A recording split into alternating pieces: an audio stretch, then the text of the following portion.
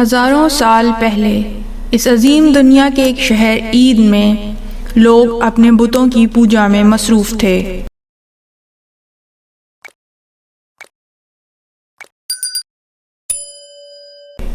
اچانک ایک شخص نے اونچی آواز میں کہا، اے لوگوں سنو، مجھے خدا نے تمہارے نبی کے طور پر منتخب کیا ہے۔ میں تمہیں بتانے آیا ہوں کہ اب سے بت پرستی نہ کرو اور صرف ایک ہی خدا کی عبادت کرو۔ شہر کے معززین نے ایک دوسرے سے پوچھا، یہ آدمی کون ہے؟ کیا کہتا ہے؟ حضرت نوح نے کہا، یہ خدا جن کی تم پوجا کرتے ہو وہ جھوٹے ہیں۔ ان میں سے ایک شخص چلایا، یہ نوح ہے۔ اے لوگوں، یہ جھوٹا ہے کیونکہ یہ ایک بڑھئی ہے، نہ کہ اللہ کا نبی۔ اس کی باتیں نہ سنو۔ اگلے دن نوح علیہ السلام نے لوگوں کو پھر ایک ہی خدا کی عبادت کرنے کی دعوت دی، لیکن صرف چند ہی غریب لوگوں نے ان کی باتیں سنی۔ کئی سال گزر گئے۔ بہرحال نوح لوگوں کو خدا کے دین کی طرف دعوت دیتے رہے اور ان سے کہا، اگر تم بت پرستی سے باز نہیں آتے تو خدا تمہاری طرف ایک بڑا اور سخت عذاب بھیجے گا۔ بت پرست ان کی باتوں پر ہنسے اور کہا، تمہارا خدا جھوٹا ہے لیکن ہمارے بت سچے ہیں۔ ان میں سے کچھ نے نوح علیہ السلام کی طرف اشارہ کیا اور اپنے بچوں سے کہا، یہ شخص جھوٹ بول رہا ہے۔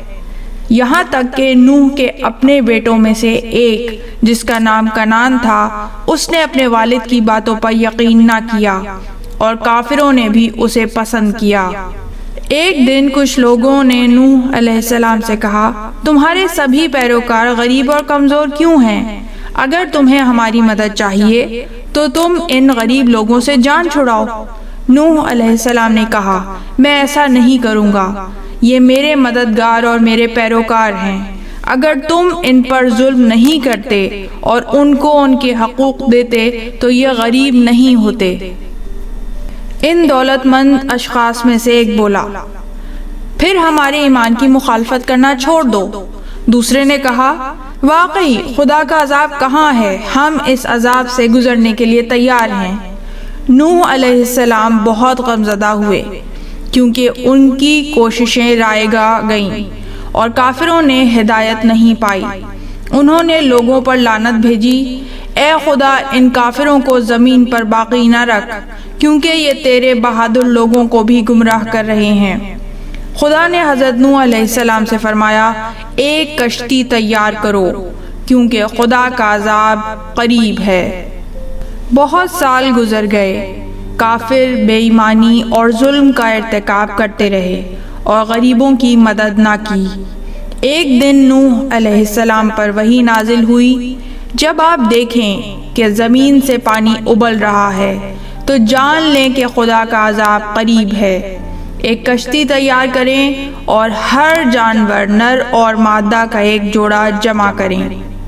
نوح علیہ السلام نے سمندر سے دور خشک زمین پر ایک بہت بڑی کشتی بنانا شروع کی۔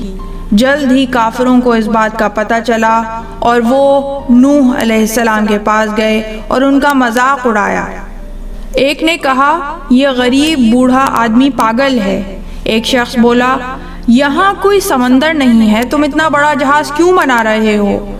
اس میں کس کو رکھنا چاہتے ہو؟ ایک دن ایک عورت مومنین کے لیے روٹیاں بنا رہی تھی کہ اچانک زمین سے پانی ابلنے لگا۔ نوح علیہ السلام جلدی سے جانوروں کو جہاز پر لے گئے اور سب جہاز میں انتظار کرنے لگے۔ اچانک بادل سیاہ ہو گئے، بہت تیز ہوا چلی اور آسمان پر زبردست گرج چمک شروع ہو گئی۔ بارش ہونے لگی اور پانی زمین سے ابلنے لگا۔ تھوڑی دیر بعد جہاز اپنی جگہ سے ہٹا اور پانی میں تیرنے لگا۔ تمام لوگ خوف سے چیخنے اور ایک محفوظ جگہ تلاش کرنے کے لیے بھاگنے لگے، مگر ان کی کوششیں بیکار تھیں۔ طوفانی لہروں نے پانی کے نیچے ہر چیز کو توڑ دیا تھا کہ اچانک نوح علیہ السلام نے اپنے بیٹے کنعان کو دیکھا اور چلائے، بیٹا آؤ میرا یقین کرو، کشتی پر چلو۔ کنعان نے کہا، مجھے ایک کشتی کی ضرورت نہیں ہے، میں پہاڑ کی چوٹی پر جا رہا ہوں، اس بیکار کشتی سے وہ پہاڑ کی چوٹی زیادہ محفوظ ہے۔ لیکن اسی لمحے ایک اونچی لہر نے کنعان کو پانی کے اندر لے لیا اور اسے غرق کر دیا۔ کشتی میں سوار لوگوں کے سوا تمام افراد ڈوب گئے۔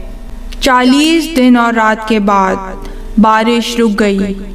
کشتی ایک جوڈی نامی اونچے پہاڑ کے قریب جا کر ٹھہر گئی۔ نوح اپنے ساتھیوں کے ساتھ جانوروں کو کشتی سے باہر لے گئے اور پھر انہوں نے بغیر کسی کفر کے سکون کے ساتھ زندگی کا آغاز کیا۔